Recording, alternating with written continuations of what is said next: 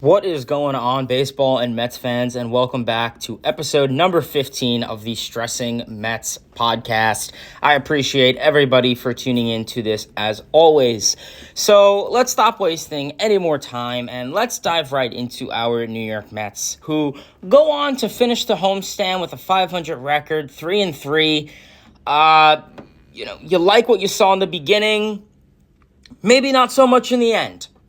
So, to start off this video, like I said, the Mets started this homestand in a perfect manner, right? They went into a 3-game set against the Washington Nationals, and really, from the beginning, they were able to get the job done and really just rally.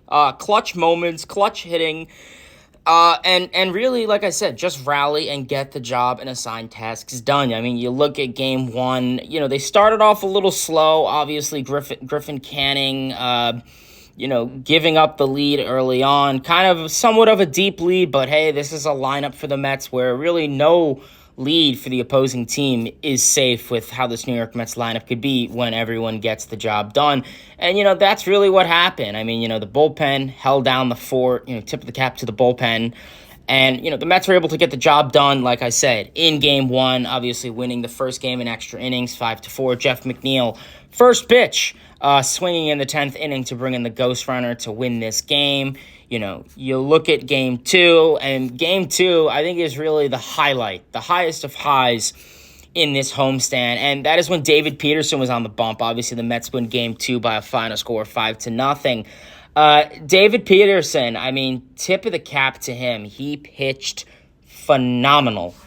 The first complete game shutout for the Mets this season, the first complete game pitched for the Mets this season, and the first complete pitch game shutout for a left-handed pitcher, since 2019. So, yeah, it's safe to say that it's been some time that this has happened. So, tip of the cap to David Peterson, going 9 innings, 6 hits, 6 strikeouts, 106 pitches. So, that definitely goes up there for his career high.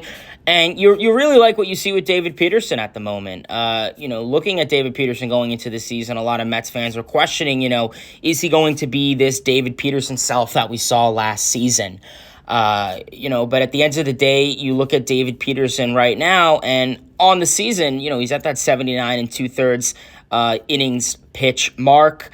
Just taking a overall brief look at, his stats and his stat line, going into it, he is up there when it comes to the ERA and leaders at a 2.49, 71 strikeouts, the low whip of 1.19. So that really goes to show that David Peterson is just getting the job done. He's getting quick and clean innings, and obviously a record of 5-2, which, it's kind of a misconfusion of a stat, honestly. And you could argue that David Peterson could easily, be an 8-9 win guy. So tip of the cap to David Peterson. He went out there, he rallied. And I think the difference with David Peterson this and last year, 2 years past, is just being aggressive. And I know that sounds like a broad and basic term, but, letting hitters hit the ball and get the ground balls. We saw, I want to say, 7-8 of the last 11 outs were all ground ball outs. And, yes, he's still getting his strikeouts. He's still getting his swinging and misses. He's still getting his whiffs. But really just attacking the zone and painting the corners to either get a strike or some light contact that'll be a ground ball to the shortstop or the second baseman, depending on what side of the batter it is. So really tip of the cap to David Peterson. And I mean, we could be sitting here in the offseason saying, when's the David Peterson extension going to happen? Because he deserves it. He's pitching like an ace. So really tip of the cap to David Peterson. He pitched his best game yet as a New York Met. And hopefully there will be better games. So we will have to wait and see how that goes. So like I said, the Mets go on and take game two by a final score of 5-0. And then heading into game three and the final game of this 3-game series that the New York Mets go on to sweep. And it was a win. It was a bittersweet moment, obviously, for the Mets. Kodai Senga pitched great. 5 2/3 innings. No runs. He was cruising. He was dealing until the 6th inning came. And Pete Alonso fielded a ground ball. He threw it a little wide of the bag. Senga had a jump, caught the ball, landed on the bag, and he came down in some serious discomfort with his hamstring. You saw him fall to the ground and grab it. And he said he had a hamstring a small strain, which, you see how Senga is in the past. He's had some injury issues. So, obviously the Mets were not going to take any risks, and he came out of the game, which is a shame because he was, only going out with 5 2/3, a hit, a walk, 5 strikeouts, and a pitch count of 77 pitches. So, you'd like to see him go an inning or two to really preserve this bullpen. But like I said, after the game, it was reported that, he had a mild hamstring strain. So he'd only be out for 3, 4, or 5 weeks, which, Mets fans are honestly pretty happy that it's only that long and it's not a season-ending injury. But the bullpen came in. Ryan Stanek did not look good, almost try and blow the lead, but Edwin Diaz came in and did what Edwin Diaz does always. Seeing that 2022 Edwin Diaz self, be aggressive, get those swinging and misses. The slider was great. The fastball was great. We saw a little bit of a tick in the velocity, so, good to see on that front. But he got the job done, and the Mets go on to sweep the Nationals. 3-game series. Mets take it. And I think the highlight of this series is the clutch moments. The clutch moments with the offense and the clutch moments with the pitching. You saw this was an offense that started off this series down, and they battled back. They hit with runners in scoring position. They hit with 2 outs. And then you looked at the pitching, right? In the final inning of this series, they had bases loaded, nobody out, and they were able to really only try and give up 1 or 2 runs with that on and have somewhat of a healthy lead. So tip of the cap to the Mets.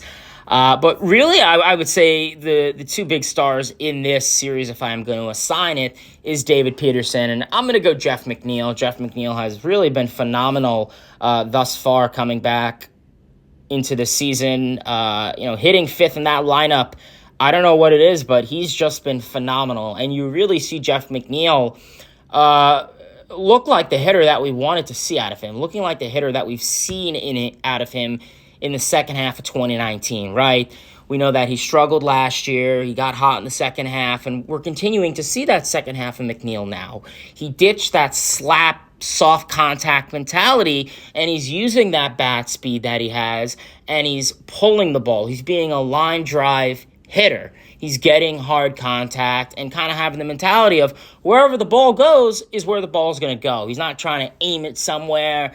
We've seen McNeil try and do that in the past. And, ever since they banned the shift, I think, a lot of players in MLB, those high average hitters, knew that they weren't going to be able to sustain that success of hitting for a high average for much longer, and they had to find a new hitting approach. And I think that was a challenge for McNeil.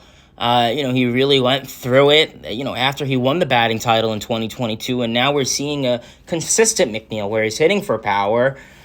Yes, the on-base percentage and the average is going to take a dip, but then, hey, some of the more exciting stats like OPS and slugging are going to go up, and that's what we're seeing out of McNeil. So, if Jeff McNeil can continue to hit the way that he has been hitting, especially in that National Series, then, this lineup is going to be something that's really elite and really dangerous and just really good overall. So, Mets, Nationals started off the homestand 3-0, but then the Rays returned the favor to them. We know the Rays are a pesky little annoying team, kind of like the Marlins, I guess. They'll come in and they don't have any eye-popping guys, and they just made the Mets look silly.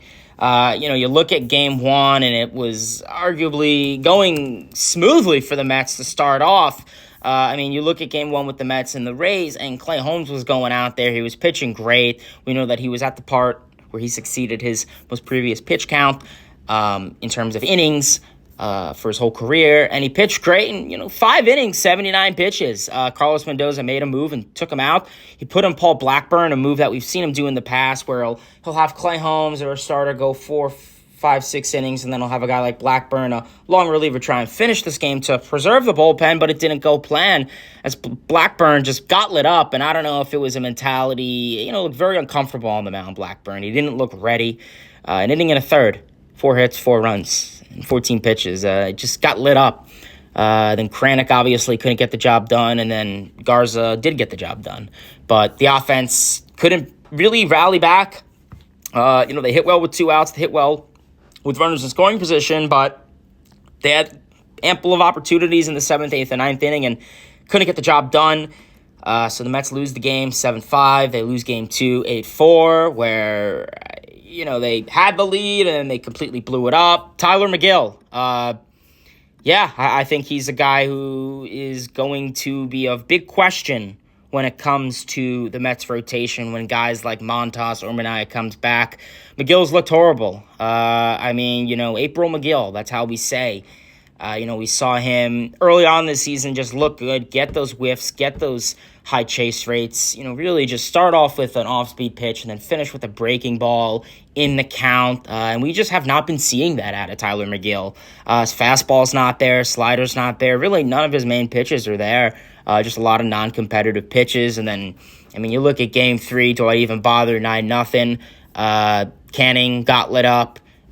The offense couldn't do anything. They couldn't hit with runners in scoring position. They had a couple opportunities throughout this game where they had bases loaded, runners on the corners, less than one out, and they didn't get the job done.